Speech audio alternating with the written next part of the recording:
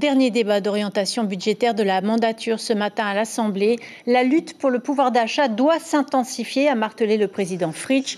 Dans son discours, il a rappelé le contexte très particulier qui caractérise l'exercice budgétaire 2022 qui s'achève. Le budget 2023 se fera dans la continuité en préservant autant que possible les Polynésiens de la crise post-Covid et la guerre en Ukraine.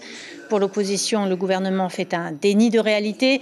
Le rapport d'orientation budgétaire serait flou et vide de sens. Écoutez Tevaro Fritsch, élu non inscrit. Il répond à Ayata Tarahou et Marcel Bonneau. J'ai qualifié ce rapport de Halloween, c'est pas de gaieté de cœur, mais il est vide de sens. Quelques citrouilles magiques sont affichées, effectivement. On sent qu'il y a une fin électorale, FAIM, qui se prépare. Mais aucun des grands défis qui se posent aux Polynésiens ne sont traités.